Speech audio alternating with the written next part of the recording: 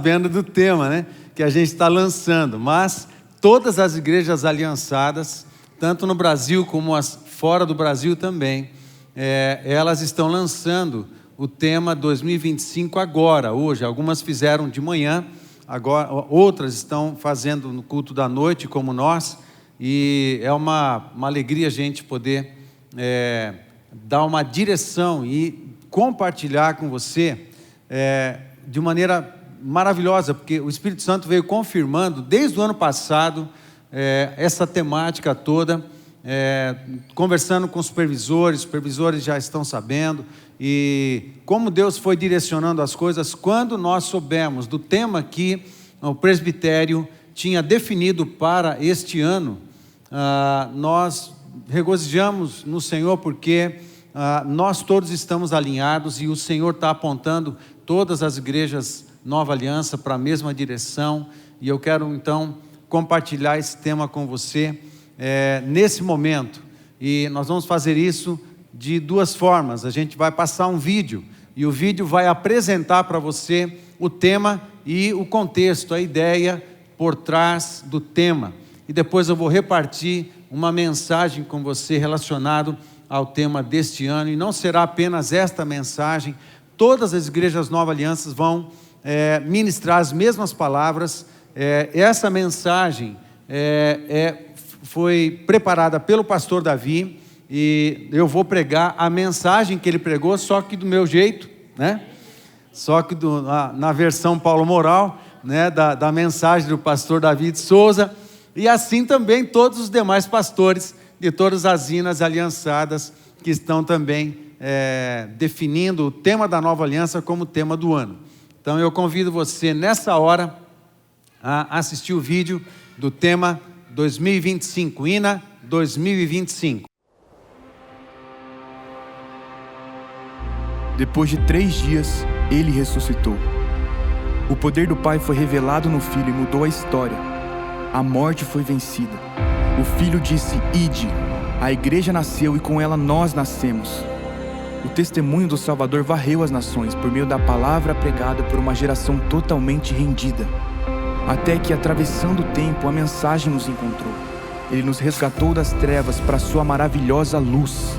O Deus de todo o universo veio ter um encontro pessoal comigo. E então, algo aconteceu. Nós nos acomodamos. A liberdade se tornou nosso conforto e o conforto nos aprisionou. Quando podemos falar de Cristo, escolhemos não fazê-lo. Quando podemos amar o próximo, escolhemos não tocá-lo. Afinal, como temos representado a Cristo? Dentre as suas últimas palavras, ele disse: "Façam discípulos". Jesus não veio para ser consumido. Ele não veio para encher prédios ou estádios, mas para ser compartilhado. Somos o seu corpo, convocados a tocar a terra. A história ainda precisa ser contada. A igreja é mais do que a nossa casa, ela é a nossa missão, o nosso ponto de partida. Onde conhecemos a Cristo, nos tornamos iguais a Ele e então o fazemos conhecido. Porque o Evangelho não se vive dentro de 4 paredes, mas precisa se espalhar. Esse é o tempo, nós precisamos sair. As pessoas precisam escutar a mensagem que um dia nos alcançou, pois nós somos a sua testemunha, e que a paixão dos primeiros dias venha a inundar os últimos, até que Ele volte.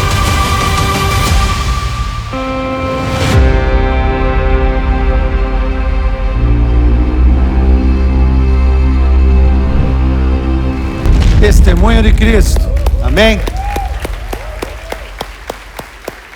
Aleluia. Proclamar o testemunho de Cristo até que Ele volte, porque um dos sinais da segunda vinda, ou dos sinais que fazem parte dos momentos que vão preparar a segunda vinda, a proclamação do Evangelho a toda língua, povo, tribo e nação, faz parte. Se o Evangelho não chegar a todo povo, tribo, língua e nação, o Senhor não vem, não vão. O Senhor não vem. Ok? Às vezes trava aqui o negócio. Então, a gente tem que fazer a nossa parte. Como igreja, você sabe que a gente prega isso, a gente lembra isso. Amados, igreja é uma bênção, a igreja é família, a igreja é comunhão, é consolo, é ajuda, é bênção. A igreja é tudo isso, mas a igreja também é um exército. E nós temos uma missão. E a nossa missão é proclamar o Evangelho de Jesus Cristo, a salvação que chegou até nós. Agora nós somos a voz para falar dessa salvação para todas as pessoas. O que não pode acontecer é nos calarmos. Nós não podemos nos calar. As pessoas precisam saber, né? Estou usando um chavão de Chosen, né? As pessoas precisam saber. As pessoas precisam saber que você é salvo. As pessoas precisam saber. Vamos lá. Posso começar? Baixe tua cabeça. Vamos orar. Senhor, nós te agradecemos, porque estamos diante da tua palavra e diante de um tema que o Senhor tem colocado. Pai, o Senhor tem falado. Então, Pai, muito mais do que eu, como mensageiro, o Senhor mesmo, pelo teu Espírito Santo, o poder, pelo teu poder, toque em cada um de nós e marque o nosso coração nesta noite. O Senhor já tem feito isso, nós sabemos. No nome de Jesus, por favor, toca em cada um. Senhor, nessa hora também abençoamos as crianças. Papai, põe as mãos sobre as crianças, as abençoamos e as liberamos para o Kids, para terem a aula. A tua bênção esteja sobre elas, sobre suas famílias e sobre os professores, as tias, os tios que estarão lá ministrando. E tudo isso, Pai, te peço no nome de Jesus, amém. Amém, as crianças podem sair. Amém, queridos? Vamos lá. Muitas vezes reclamamos quando algumas coisas não estão bem na nossa vida, ou quando alguma coisa nos tira do conforto, seja o que for, seja uma doença, seja um desafio, seja alguma coisa que não está funcionando muito bem na nossa casa, ou na nossa família, ou no nosso casamento, ou no nosso trabalho, uma perda, alguma coisa que tira a gente do conforto. Geralmente nos sentimos mal e reclamamos, mas eu quero dizer para você o seguinte, quando alguma coisa, mesmo que ruim aconteça, está acontecendo na nossa vida e tira a gente da zona de conforto, esses são os momentos mais importantes que podem significar um trampolim para projetar a gente para grandes e poderosas mudanças que vão fazer a gente crescer e expandir. Alguma coisa tem que mover a gente da nossa zona de conforto, pode ser o que for, posso fazer uma lista gigantesca, não preciso, você sabe pensar essas coisas também, mas eu quero dizer que quando há uma força em nós, e geralmente ela não é muito boa, que está tirando a gente do nosso sossego, tirando a gente da paz, tirando a gente da nossa zona de conforto, eu quero dizer que talvez seja o melhor momento de mudança, de transformação que você tem. Então não reclame. Sabe de uma coisa? Às vezes Deus tira a gente da nossa zona de conforto. E sabe de uma coisa? Na nossa vida cristã, e quanto ao cumprimento da missão que nós temos aqui como igreja, nós como igreja também precisamos de um toque do Senhor, um choque do Senhor, quem sabe, para nos tirar da zona de conforto que nos deixa omissos quanto à missão da igreja, quanto à proclamação do Evangelho. Amados, Deus está movendo a gente precisa dar um clique, a gente precisa virar uma chave, a gente precisa se reformular por dentro, a gente precisa se posicionar, porque a mensagem do Evangelho precisa ser pregada e os proclamadores dessa mensagem de transformação e de salvação somos nós. É você. É você, crente. É você, cristão. É você, irmão. É você, filho de Deus. Sabe, uma das coisas que a gente de vez em quando lembra também que nós, nesse mundo que vivemos, somos instigados a olharmos para nós mesmos e pensarmos em nós mesmos o tempo todo. E cuidarmos só das nossas coisas e tentarmos resolver só os nossos problemas e procurar paz e sossego para nós mesmos, para a gente ficar bem. E até o isolamento, às vezes, é uma escolha da gente. Se ninguém me perturbar, está bom. Se ninguém me ligar, está bom. Mas deixa eu dizer algo para você. Se nós fizermos o exercício de desfocar de nós mesmos, tirar um pouco os olhos do nosso próprio coração, do nosso próprio umbigo, ou do nosso próprio problema. Tem gente que é viciada em problema, sabe que tem? Tem gente que é viciada em problema. E se não tem, arruma um para depois ficar lamentando. Né? Sobre esses assuntos, a psicanalista pastora Márcia falaria melhor do que eu, mas a gente, às vezes, arruma sarna para se coçar. A gente, às vezes, arruma problema. Sabe de uma coisa?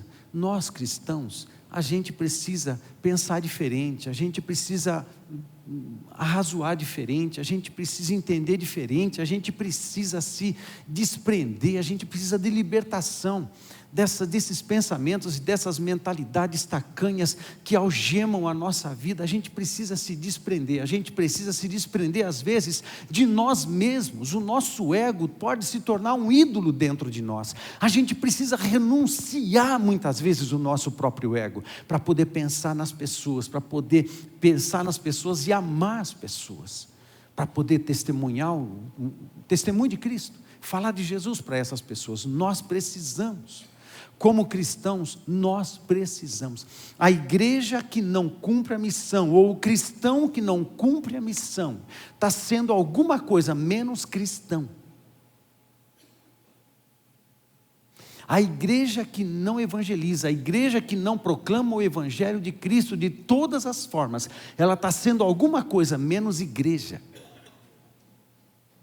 Porque o cumprimento da missão faz parte da identidade de quem somos. E se de alguma forma nós estamos negligenciando a pregação do evangelho, eu estou sendo o que eu bem quiser ser, menos igreja. A igreja prega, a igreja evangeliza, a igreja ama as pessoas, a igreja anda a segunda milha, a igreja de Cristo ora pelas pessoas. A igreja de Cristo faz isso. Os que são de fato filhos de Deus e os que são de fato cidadãos do reino dos céus, estes têm um incômodo permanente dentro da sua alma quanto aos perdidos. Que o Senhor acenda esse fogo em nós. Faz algo que eu vou pedir, por favor. Levanta sua mão. Levanta sua mão e diz amém a oração que eu vou fazer. Senhor Jesus, por favor, incendeia-nos. Incendeia-nos com uma chama de paixão pelas pessoas. Aquela paixão e aquela chama que Jesus tem no coração para com os nossos amigos, os nossos familiares, para com aqueles que nós nem conhecemos, até para com aqueles que se fazem nossos inimigos. Senhor, coloca uma chama de amor ardente no nosso coração por todos que ainda não te conhecem, no nome de Jesus. Amém. Você pode dizer amém a isso? Amém. Sabe de uma coisa, amados? Tem pessoas que têm essa chama no coração ardendo, mas ardendo com uma força e com um poder assustadores. Tem gente que quando a gente lê algumas biografias, alguns missionários que quando lemos algumas biografias, a gente chega a passar vergonha, pelo menos eu passo. Em muitas das biografias dos muitos missionários que nós tivemos da Reforma para cá, a gente encontra declarações de amor, muito mais do que declarações de amor, mas declarações de desespero pelas pessoas. Nós precisamos proclamar o evangelho, nós precisamos de almas. Imagina você ir para o céu e toda a galera do teu trabalho ir para o inferno, porque você trabalhou lá 30 anos e nunca evangelizou ninguém. Imagina Jesus chegar na sua segunda vinda, você ser recolhido ou transformado e estar na presença de Jesus e parte dos seus familiares serem destinados à destruição, porque faltou um pouco de proatividade da sua parte na hora de falar de Jesus para eles. E na hora de prestarmos contas, quanto você tem orado pelos seus familiares que não têm a Jesus? Quanto você tem orado pelos seus amigos que não têm a Jesus? Quanto da tua vida é um bom testemunho de Cristo para com os demais? Amados, essa mensagem, honestamente, com todo amor, e se você ouviu a mensagem do pastor Davi lá em Londrina, é a mesma coisa, com todo amor. Hoje essa mensagem não é para você sair daqui felizão, é para você sair daqui perturbado.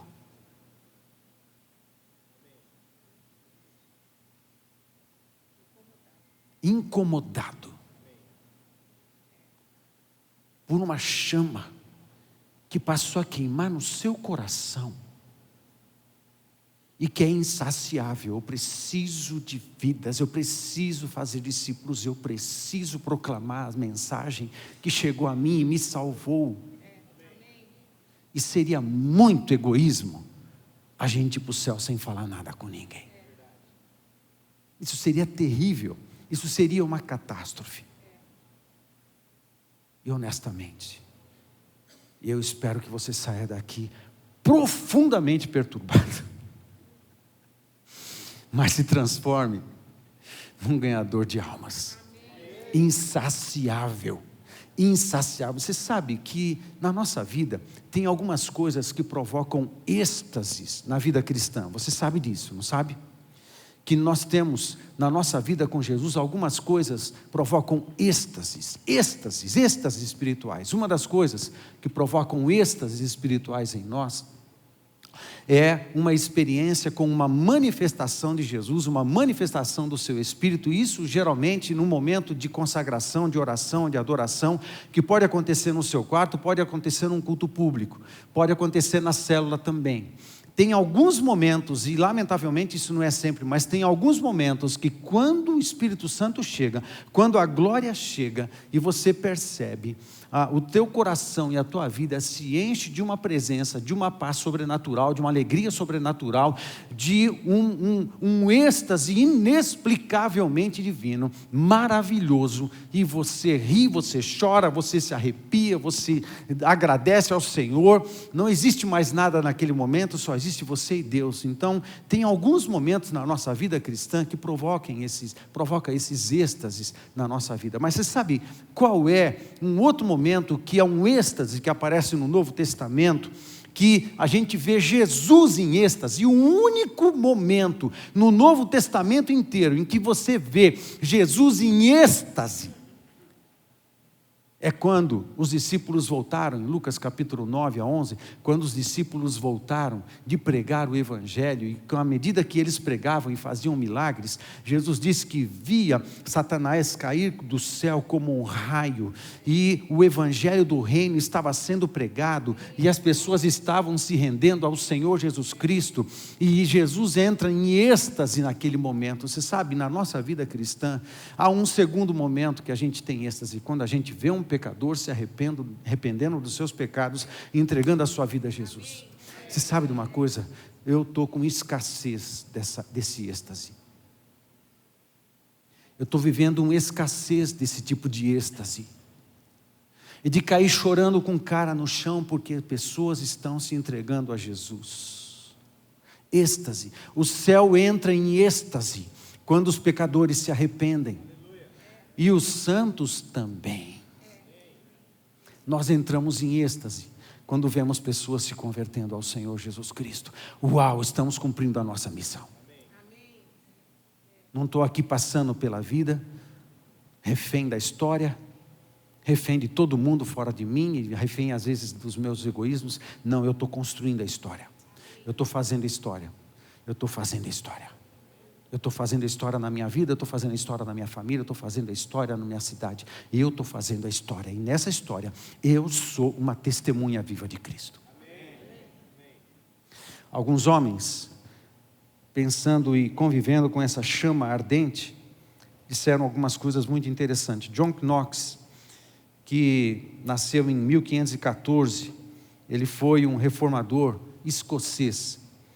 Ele morreu em 1572 e ele disse uma frase que está escrito nos livros, dizendo assim: Senhor, dá-me a Escócia ou eu morro.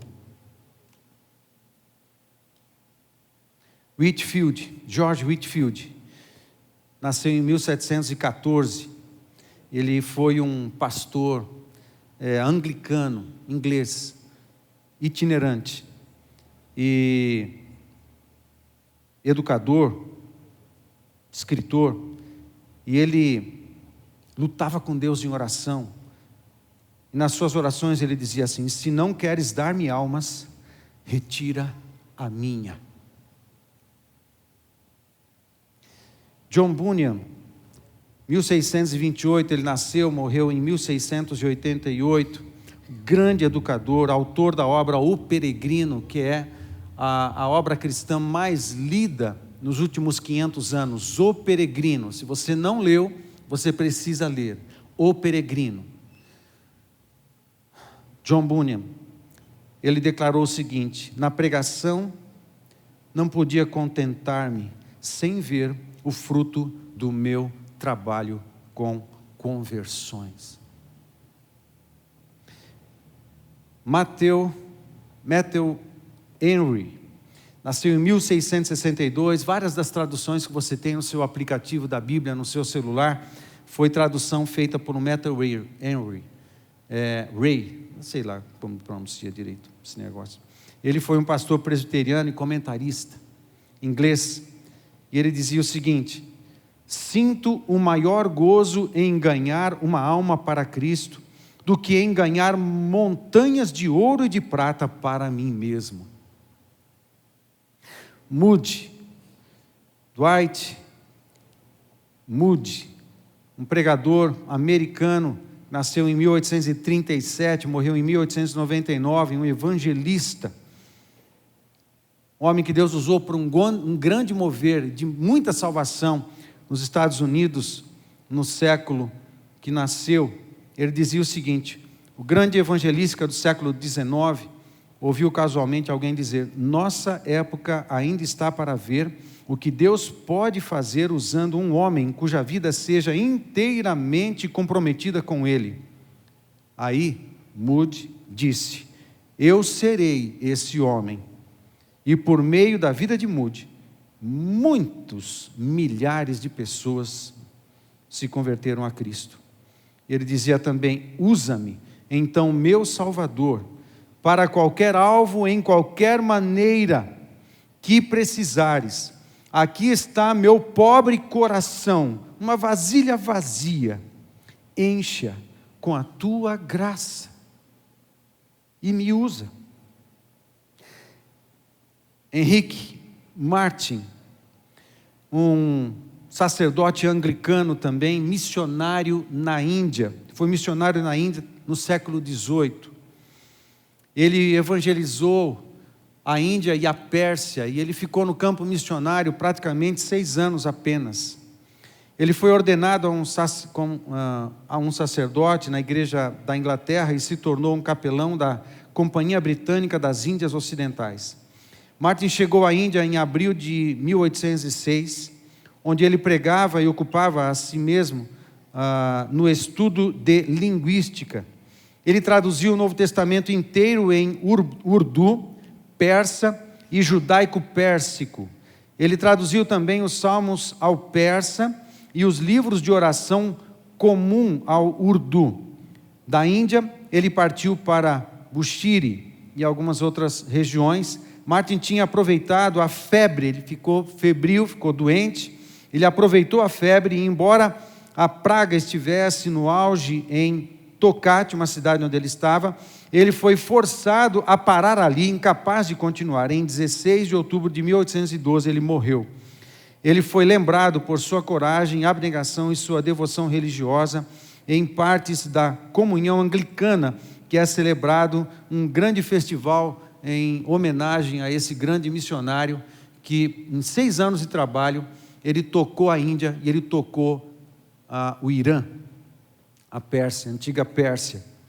E ele, em suas orações, dizia assim, ajoelhado na praia, na Índia, onde fora como missionário, dizia: aqui quero ser inteiramente gasto por Deus. Não vivia para si, não vivia para ele mesmo. Deus, quais são os teus planos para a Índia? Quais são os teus planos para a Pérsia? Quais são os teus planos para Cornélio Procópio? Quais são? Usa-me. Se os teus olhos passearem pela terra, procurando em Cornélio Procópio alguém que o Senhor queira de fato usar, carregar de poder e ser uma voz que proclama o teu evangelho, que ele me ache. Que ele nos ache. Você pode dizer amém a isso? Amém. John Mackenzie, um advogado filantropo que doou 1/3 da sua riqueza para escolas, e é o nome, em homenagem, uma escola presbiteriana tem o nome dele, Mackenzie. Ele, ajoelhado à beira de um rio, ele clamava: ó Senhor, manda-me para o lugar mais escuro da terra. E às vezes nós, nas nossas orações, Senhor, dá-me um lugar mais sossegado, lindo, gracioso, próspero e mais brando e pacífico da terra. Dá-me isso. Mas aquele que tem uma chama queimando no seu coração, a mesma chama que queima no coração de Deus pelas pessoas, diga: não, Senhor, me leva para o lugar mais escuro da terra, lugar mais aterrorizante da terra. Me leva onde estão as pessoas que precisam ouvir do Senhor.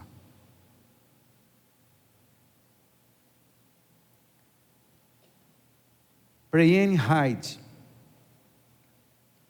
missionário americano na Índia também, ele dizia assim: ó Deus, dá-me almas, ou eu morrerei. David Brainerd dizia assim: eis-me aqui, Senhor, envia-me a mim, envia-me até os confins da terra, envia-me aos selvagens habitantes das selvas. Ele era americano. Envia-me para longe de todo o conforto terrestre, envia-me mesmo para a morte, se for para o teu serviço e para o progresso do teu reino. Ele mesmo escreveu: lutei pela colheita de almas, multidões de pobres almas, lutei para ganhar cada uma, e isto em muitos lugares. Sentia tanta agonia, desde o nascente do sol até o anoitecer, que ficava molhado de suor por todo o corpo, mas, ó meu querido Senhor, suou sangue, pelas pobres almas. Com grande ânsia, eu desejava ter mais compaixão. Ele já ardia de amor pelas pessoas e se angustiava, porque sabia que precisava de muito mais compaixão pelas pessoas. John Welsh, um camarada mencionado em vários livros de missões, encontrava-se nas noites mais frias prostrado no chão, chorando e lutando com o Senhor por seu povo. Quando sua esposa implorava que explicasse a razão da sua ânsia, respondia: tenho que dar conta de 3.000 almas e não sei como estão. Nós temos que dar contas, sabe, porque nós temos um encargo, nós temos uma missão, a missão de proclamar o Evangelho. Se foi nos dado uma missão, quem é do exército, quem é militar, quem é policial, como a pastora foi, você sabe que missão dada, missão cumprida, senão você está na roça. A igreja recebeu uma missão dada, vamos cumprir. Você pode dizer amém? Você pode dizer um amém um pouquinho mais forte? Amém. Você pode dizer um amém um pouquinho mais apaixonado pelas vidas? Amém. A gente precisa que o Espírito Santo faça queimar esse negócio dentro de nós, não precisamos. Porque nem para dizer um amém a gente está com vontade, né? E me perdoe, eu não quero tornar essa mensagem pesada. Eu só quero deixar você angustiado. Mas com todo o amor. Com todo o amor que eu tenho por você. Porque o meu coração está em pedaços. O meu coração está em pedaços. O meu coração está esmagado.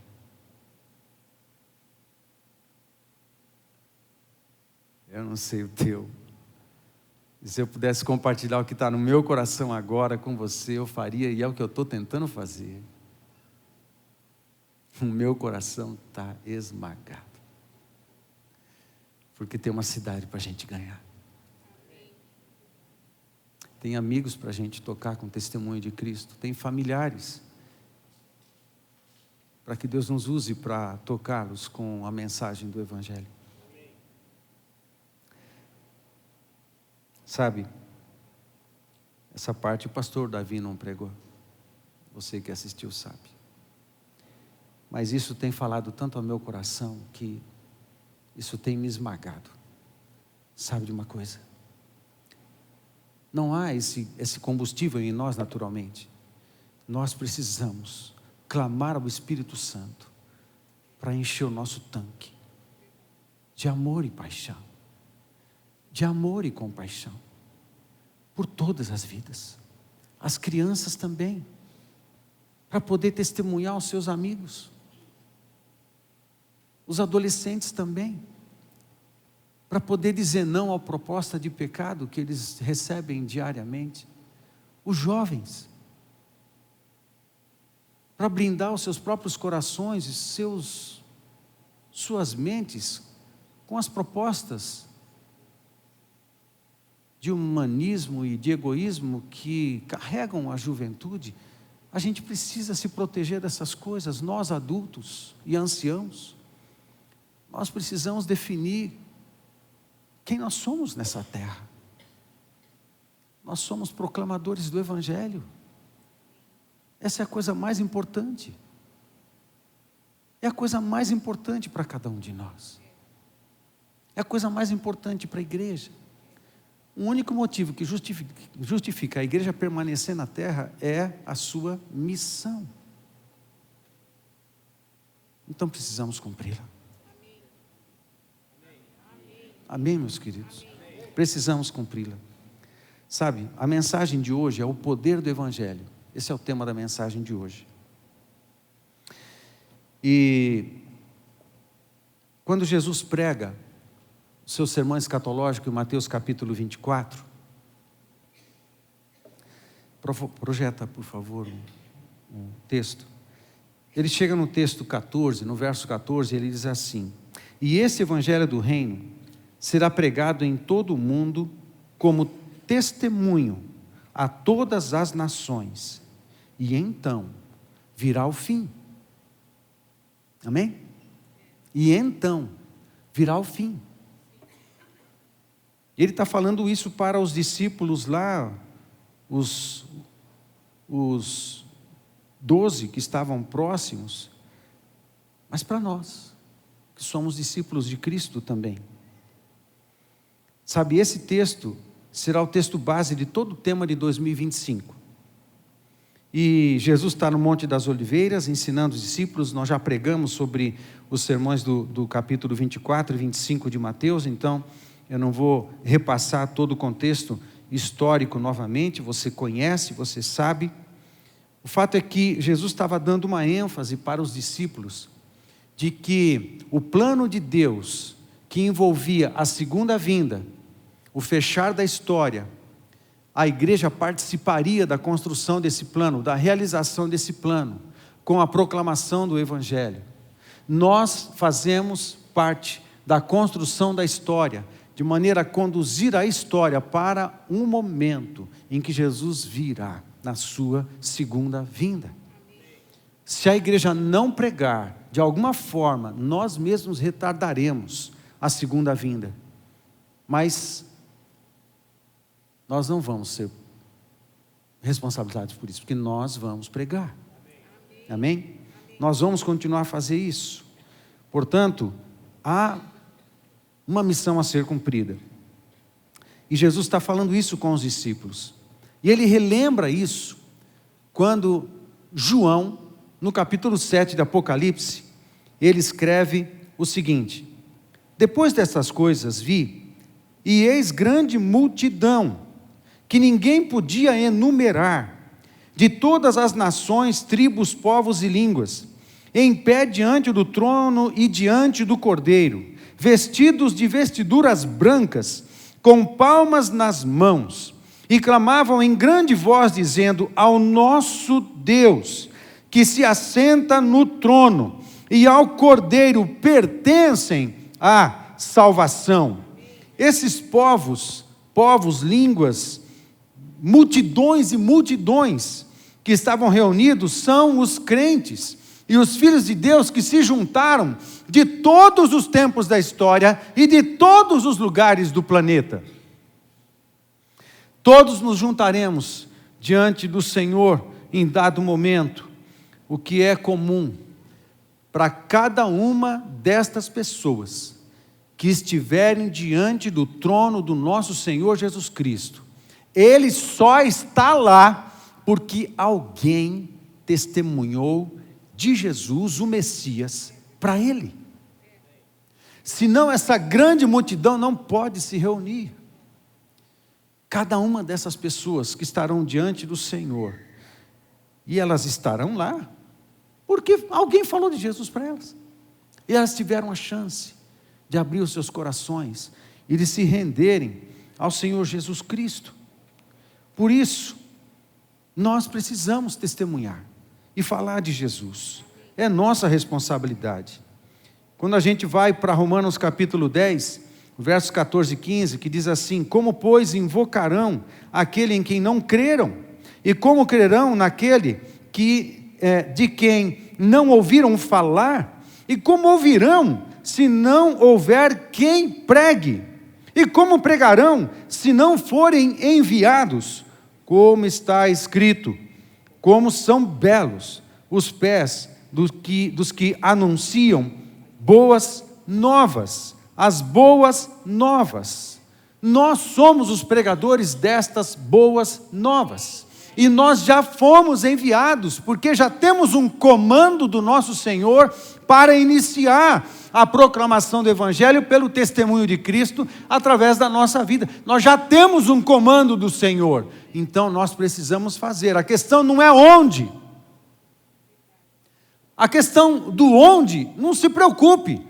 Pode ser Cornélio, pode ser Índia, pode ser Portugal em Aveiro, pode ser em Pemba, na África, pode ser em qualquer lugar do planeta, não importa, o lugar não importa, o que importa é o posicionamento do missionário. Ele é missionário. Se ele for para a padaria, ele é missionário ali. Se ele for para o açougue, ele é missionário ali. Se ele for para o mercado, é missionário. Se ele for para outro mercado, é missionário também. E quando ele está em determinado lugar, trabalhando na sua loja, ou na sua escola, na sua empresa, aonde estiver, ele está ali como um sacerdote do Altíssimo, e ali ele é um missionário, atendendo cliente, atendendo pessoas, não importa. Nós já temos um comando do Senhor para testemunharmos de Cristo, e proclamarmos o quê? Proclamarmos o Evangelho do Reino. Evangelho do Reino, reino aqui, é sinônimo de governo, é sinônimo de poder. O reino de Deus é o governo do nosso Senhor Jesus Cristo. Sabe qual é a boa nova do Evangelho? A boa nova do Evangelho não é que chegou a salvação. Não é essa a boa nova. O Evangelho do reino significa o seguinte: chegou um novo chefe. Chegou um novo Senhor. Chegou um novo rei. Chegou um novo Senhor, e Ele é o Senhor dos senhores. Ele é o Rei do reino. E se nós nos sujeitarmos a este Senhor, seremos salvos. A boa nova do Evangelho foi assim: agora há um novo governante na parada. Agora eu não preciso mais me sujeitar ao governo do pecado, porque o governo do pecado será destruído e foi destruído na cruz do Calvário. Agora eu tenho Jesus Cristo. A salvação é o bônus, a salvação é o prêmio, a salvação é a consequência daqueles que se sujeitam a Jesus Cristo. Não é um prêmio de consolação, não é o troféu da chegada. A salvação é um estado, a salvação é algo que você vivencia, a salvação é algo dinâmico, a salvação não é um bilhete que te leva para o céu, a salvação é a vida de Cristo em você. Ou você vive, ou você não vive.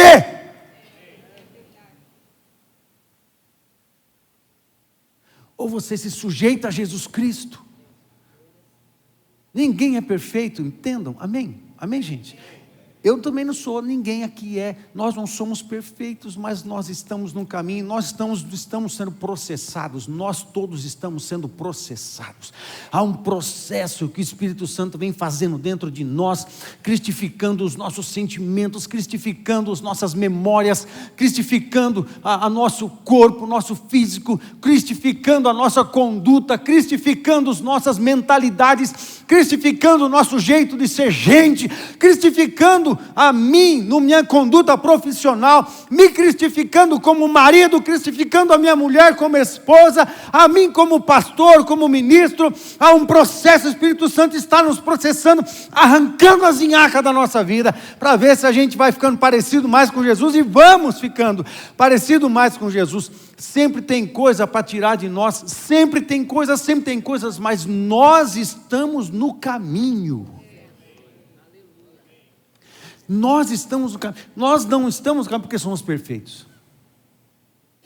Nós estamos no caminho, no processo, sendo processados e esmagados muitas vezes, e Deus está trabalhando em nós, mas nós estamos no caminho, e esse caminho é o caminho da salvação. Você precisa estar nele, precisa abrir o teu coração para permitir o Espírito Santo entrar, abrir o teu coração para permitir Deus processar as coisas em você, para permitir Deus permitir o Espírito Santo nos convencer dos pecados, para que a gente se ajoelhe, se incline na presença de Deus. Deus, hoje eu tenho para confessar tais pecados, mas não apenas atos. Eu confesso que há muito ódio no meu coração mais do que deveria, há muita rejeição no meu coração muito mais do que deveria, há muita insatisfação em meu coração muito mais do que deveria, há muito mais ingratidão no meu coração do que deveria, há muito mais murmuração no meu coração muito mais do que deveria. Senhor, me perdoa porque eu sou uma meleca. Nós é tudo tranqueira. E Senhor, considera, porque eu sou um monte de tranqueira na sua presença. Agora, o teu Espírito entrou em mim, eu fui feito filho de Deus, eu estou sendo processado, e Deus está tendo um trabalhão para me fazer parecido com Jesus Cristo, o seu Filho, e Ele vai continuar nesse trabalho, e eu vou continuar na prensa, eu vou continuar nesse caminho. Então as coisas vão rolar, e o Espírito assim habita em nós. E às vezes, se eu não tenho um baita testemunho de vitória para compartilhar com as pessoas, eu tenho um testemunho de confissão, de perdão, revelando até as minhas próprias fraquezas. A gente fala de testemunho, parece que você tem que chegar aqui, pegar o microfone e falar assim: eu ganhei uma casa, eu conquistei uma fazenda, eu conquistei um carro zero, eu fui viajar, eu fiz não sei o quê, entrou grana na minha conta, bababá, bababá. Testemunho vivo de Cristo pode ser simplesmente o seguinte: na minha fraqueza, Ele tem me feito forte. Sabe, eu lutava com pensamentos ruins, sentimentos ruins dentro do meu coração, e eu entrei na presença de Deus depois de jejum e oração. Teve um dia que o Espírito Santo tocou em meu coração, me carregou de perdão, eu senti uma presença de graça tão extraordinária, que o meu coração foi tocado por Ele, e eu sei que eu levantei daquele lugar de oração diferente. Sabe, eu continuo no processo, mas eu testemunho para você, eu estou aprendendo o que é se sentir perdoado. Perdoado por Deus, perdoado por Deus. Você não precisa dar um testemunho daquele tipo que as pessoas colocam no Facebook, no Instagram. Conta um testemunho de como você tem lidado com as suas fraquezas e como você tem desfrutado do perdão de Deus na sua vida, sem querer ser o que não é. Que coisa! Sabe, o reino de Deus, essa é a boa mensagem que nós pregamos. Nós temos um chefe agora, nós temos um novo Senhor, e é Jesus Cristo. A boa notícia do reino, o evangelho da salvação, a notícia da salvação são para os súditos deste Senhor. E o reino de Deus entra, essa é a mensagem. Lucas capítulo 17 diz que, interrogado pelos fariseus sobre quando viria o reino de Deus, Jesus lhes respondeu: não vem o reino de Deus com visível aparência, nem dirão ei-lo aqui ou lá está, porque o reino de Deus está dentro de vós. Outra coisa interessante sobre o reino, outra coisa interessante é que, para um reino se estabelecer, você precisa de um rei, você precisa de súditos, você precisa de um território, você precisa de uma lei. Aí o reino se estabelece, precisa de um território. Um dia, toda a terra estará coberta pela glória de Deus, toda ela sujeita ao governo pleno de Jesus Cristo. Como eu amo pensar isso. Mas ainda não. Por enquanto, o teu coração é o território onde se estabelece o reino, onde se estabelece o governo, onde se estabelece o domínio do céu na sua vida é no teu coração. Hoje, o teu coração é o território onde o reino de Deus se estabelece, e ele vai se estabelecendo, e ele vai trazendo justiça, paz e alegria, porque são as características do reino de Deus. Ele vai manifestando essas coisas, vai tratando o seu coração, até que, depois do evangelho pregado para todas as nações, todas as tribos, línguas e povos, aí Jesus venha na sua segunda vinda e estabeleça o seu governo pleno e definitivo sobre toda a terra. Mas até lá, é no meu coração. O evangelho do reino está anunciando isso. Oi, preste atenção. Hoje, você pode sujeitar o teu coração e a tua vida ao governo do Senhor Jesus Cristo. E você vai começar a experimentar o que é ser um súdito do rei, de um rei de amor, de um rei de paz, de um rei de graça, de um rei de misericórdia, de um rei abençoador, de um rei cheio de bondade, de um rei cheio de perdão, de um rei salvador, de um rei amoroso. Amém. Você vai provando isso no seu coração, porque você abriu o território do seu coração para o rei entrar. Amém? E a salvação é consequência de quem se sujeita a Jesus. Amém? E não sai do processo. E assim ele se estabelece. O evangelho é a boa notícia. A palavra evangelho significa simplesmente isso, boa notícia. A boa nova. Qual é a boa nova que nós carregamos? Jesus entrou na minha vida e está consertando tudo aqui. Eu não sei de você, mas foi a melhor decisão que eu tomei na minha vida. Você fez teologia?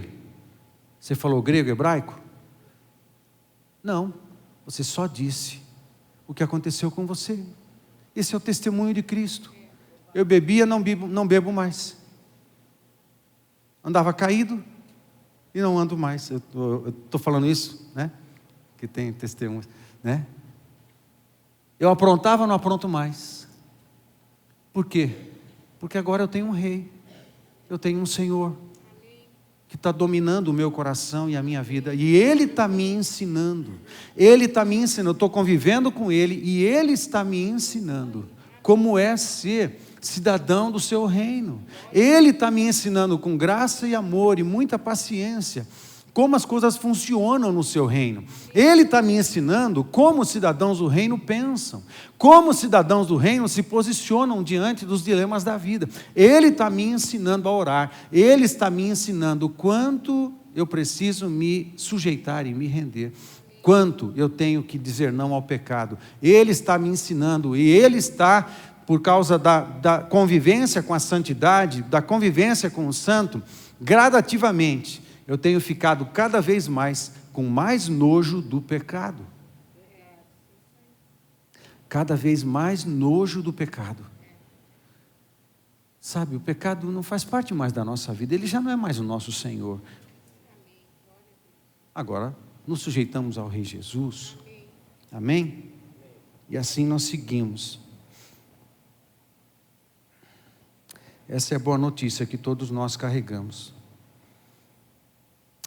Tem 3 coisas que eu quero destacar aqui, que nessa dinâmica toda da vida com Jesus e da pregação e da responsabilidade da pregação do Evangelho, tem algumas coisas que nós precisamos dar algumas ênfases. Se tem uma boa notícia, tem uma má notícia, né?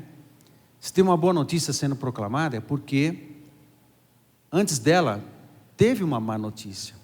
Então tem 3 coisas que eu quero destacar.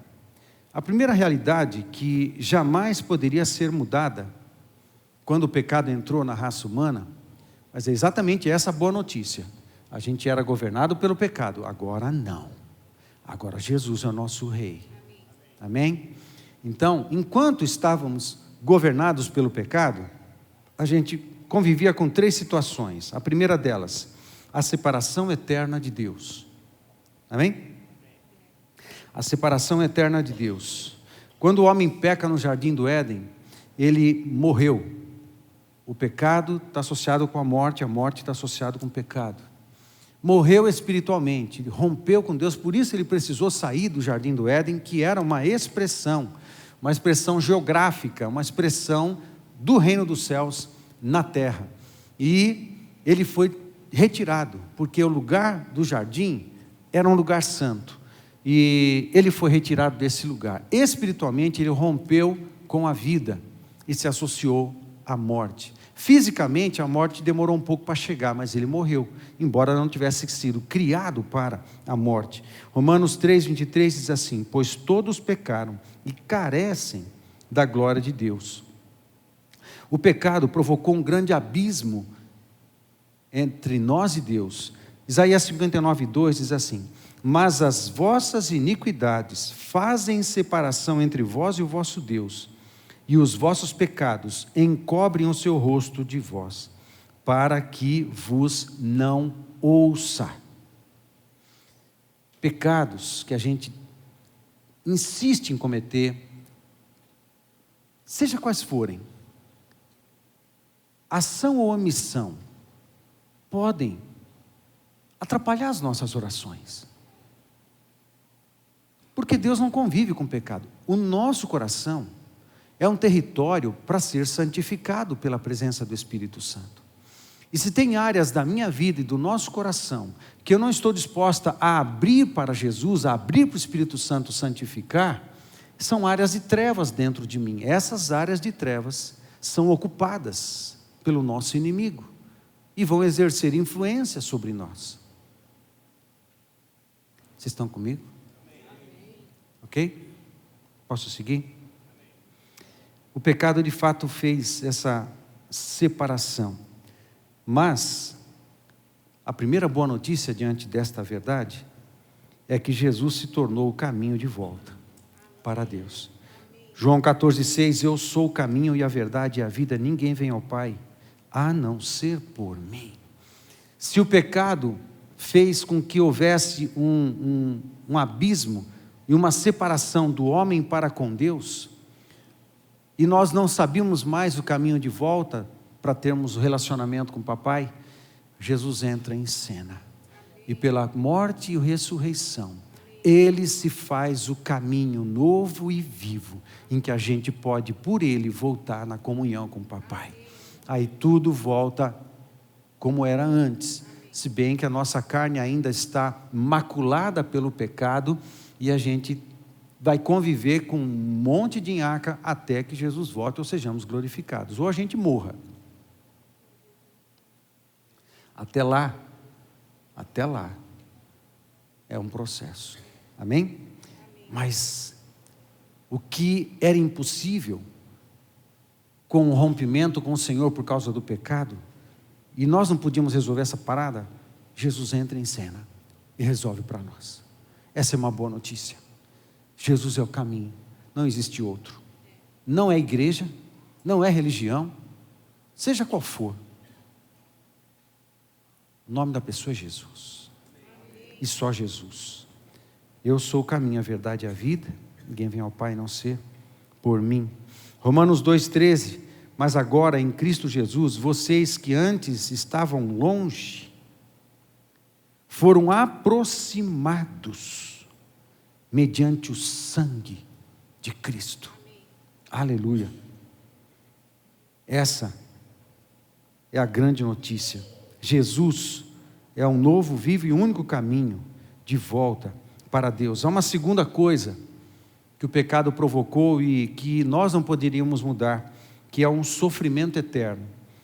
E o pecado trouxe algumas coisas sobre nós. Ele trouxe degradação moral, sofrimentos no espírito, na alma e no corpo, opressões de Satanás, doenças no corpo e na alma, frustrações conosco mesmos e com outras pessoas, pobrezas e misérias, pensamentos e sentimentos enganosos. E diante dessa situação toda, a gente se depara com Isaías 61. O pecado demoliu a gente, destruiu a gente. A nossa dieta diária era de dor, sofrimento, frustração, tristeza. Era. E mesmo que uma pessoa normal, sem Deus, tivesse muitos privilégios nessa vida, o buraco na alma e na existência é tão grande porque só cabe Deus ali. O dinheiro não vai preencher, viagens não vai preencher, sexo não vai preencher, sucesso material não vai preencher. Você pode botar o mundo inteiro ali nesse vazio existencial da alma, não vai preencher, porque este buraco é do tamanho de Deus, e Deus é bem grandinho. Só Deus pode preencher. Quem não tem Deus, vai tentando maquiar a ausência e esse buraco existencial e espiritual com coisas.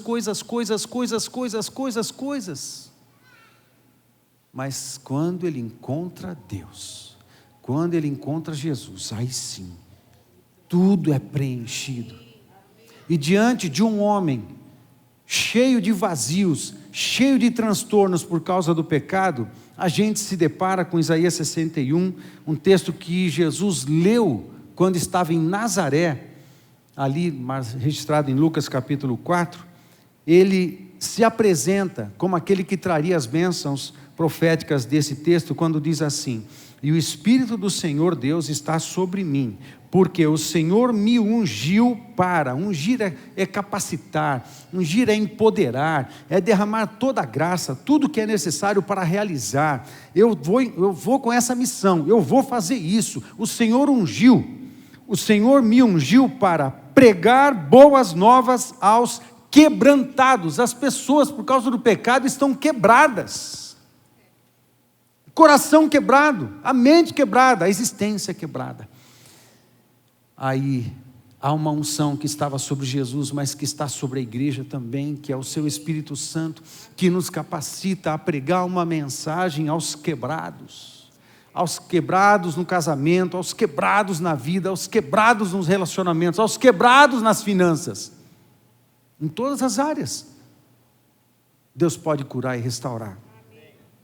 Ungiu para pregar boas novas aos quebrantados.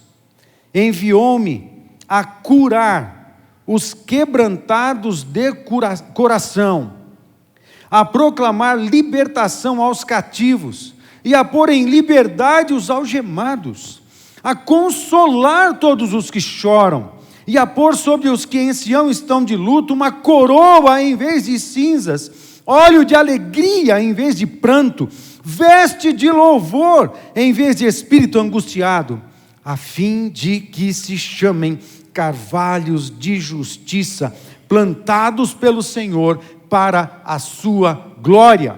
O que é que nós temos em Cristo? O que é que nós temos diante do Rei? O que é que o Rei nos oferece? O que é que nos é oferecido de graça no reino? Na mensagem do reino, quando abrimos o nosso coração, entra no território da minha vida, toma o território do nosso coração. O que é que Ele nos oferece?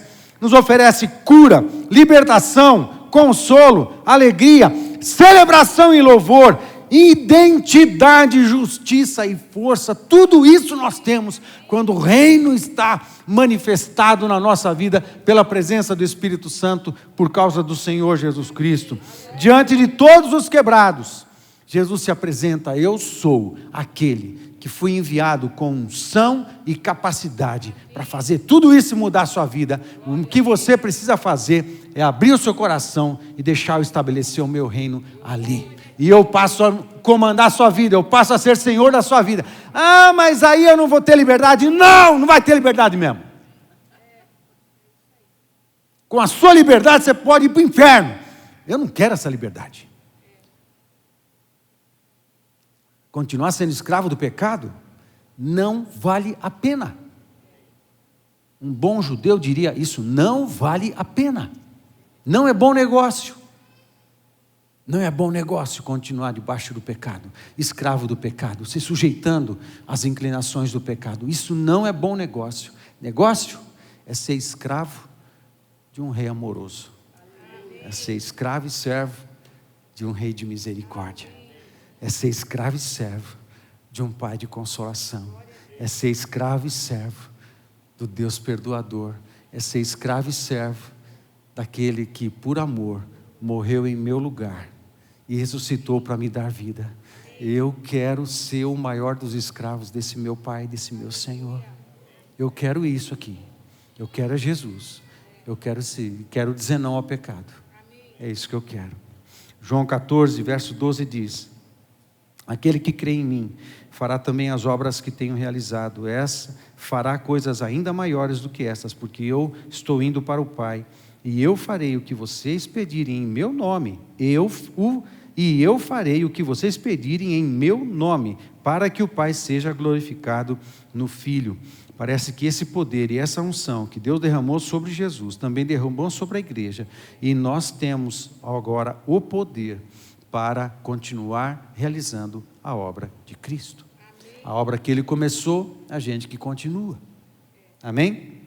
A segunda boa notícia, então: o mesmo poder e autoridade que estava sobre Jesus, agora está sobre a igreja. Quando a gente proclama o Evangelho e as pessoas se encontram com Jesus, elas encontrarão cura, libertação, consolo, alegria, celebração e louvor, identidade, justiça e força. Amém? Em terceiro lugar, coisas que o pecado provocou e a gente não tinha como resolver: a morte eterna. Adão morreu, Eva morreu. O pecado provocou essa separação, mas quando Jesus entra em cena, Paulo, em 1 Coríntios 15, versos 21, 22 e 26, diz assim: visto que a morte veio por meio de um só homem, Adão, também a ressurreição dos mortos veio por meio de um só homem, Jesus. Pois da mesma forma que em Adão todos morreram, em Cristo todos serão vivificados. Aleluia. O último inimigo a ser destruído é a morte. E como esse nosso corpo foi danificado pelo pecado, então enquanto a gente conviver com este corpo, a gente vai ter que lutar. A carne sempre vai lutar contra o espírito sempre vai lutar contra a carne. Mas nós estamos sendo processados. Amém? Estamos no caminho da salvação. Então, há uma luta dentro de nós. As maiores lutas espirituais acontecem dentro de nós. A nossa mente é um ambiente celestial. As maiores lutas acontecem dentro de nós. Ok? Mas a vida chegou a nós. E a vida é Jesus. João 17,3. E a vida eterna é esta, que te conheçam a ti, o único Deus verdadeiro, e a Jesus Cristo, a quem enviaste. No final das contas, e concluindo, esse é o Evangelho que nós fomos chamados a proclamar. O Evangelho do Reino de Deus, ele é poderoso para remover a separação que havia entre as pessoas e Deus, aliviar o sofrimento que o pecado causou e nos dar a vida eterna. Amém. Aleluia. Quais são as boas notícias que nós temos do Evangelho? As boas notícias são: Jesus se tornou o caminho de volta para Deus. O poder e a autoridade que estavam sobre Jesus estão sobre a igreja agora. Estão, amado, estão sobre nós. Ok? Em terceiro lugar, em Jesus, eu e você temos a vida eterna. Já temos. Amém, queridos? Romanos 1,16, pois não me envergonho das boas novas a respeito de Cristo, que são o poder de Deus em ação para salvar todos os que creem. Que no nome de Jesus, o Espírito Santo nos cure de qualquer tipo de vergonha de testemunhar de Jesus. Amém, gente? Eu quero finalizar com um desafio e quero orar. E nesse momento eu quero chamar o louvor para vir à frente. E nós vamos orar também por todas as igrejas aliançadas. E vou misturar isso agora. Eu vou apresentar para você os 3 desafios. Pode deixar aí projetado. E a gente vai orar a respeito disso. Mas também vamos orar por todas as igrejas aliançadas, que nós temos um combinado entre todos nós, os pastores de todas as igrejas aliançadas, de todas Nova Aliança, que nós estamos orando uns pelos outros. Todos nós estamos orando uns pelos outros para a realização desses cultos com a apresentação do tema. E eu quero convidar você a orar comigo também por esses pastores. Mas antes, eu quero gentilmente e no nome de Jesus desafiar você e a mim mesmo também a esses 3 desafios: dar testemunho de Cristo sempre, orar para que o Espírito Santo nos faça queimar com as chamas do amor por almas, e pedir a Deus que nos use para atrair a Jesus pelo menos uma vida neste ano. Cada um de nós. Cada um de nós. Vocês aceitam esse desafio? Esse triplo desafio? Fica de pé comigo, a gente vai orar por isso. Nós já temos a salvação, amados. Nos reunirmos para cantar, louvar ao Senhor, agradecer, é muito bom. Mas o poder de Deus se manifesta, claro. Mas a vida cristã, a verdadeira, ela é vivida lá fora. É vivida no dia a dia. É vivida na sua casa. Aí sim, o testemunho de Cristo tem que estar acontecendo também. Eu quero convidar você. Eu quero relembrar o que eu disse no início, no nome de Jesus, que o teu espírito e o teu coração fiquem angustiados quanto o meu está. Que você saia desse culto perturbado. Porque eu tenho uma consciência do Espírito, uma chama foi acesa no meu coração, e eu sei que o Espírito está acendendo chamas no coração. Tem uma chama que está acesa no meu coração, e foi acesa e já existia, mas hoje ela foi ampliada e começou a queimar mais, e eu preciso levar o testemunho de Jesus às pessoas, e essa chama vai aumentar, e eu vou ficar cada vez mais agoniado, até ficar insuportável. E isso vai ficar insuportável para você.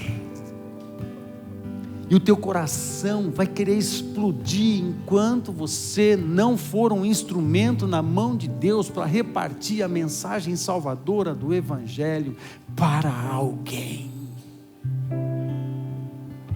Que Deus nos tire o sono se for preciso, e fazer a gente orar, clamar, orar e clamar, até que venha uma paz do coração, mas também poder.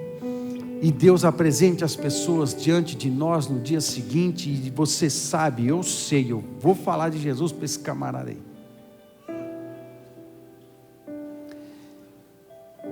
Eu estou nesse pedido. Tudo isso que eu estou falando para você, eu também estou nesse balaio aí.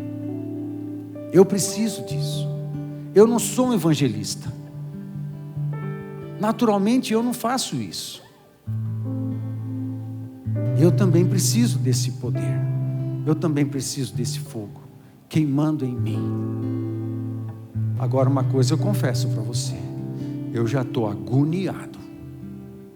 E eu quero que você fique também. Baixe sua cabeça.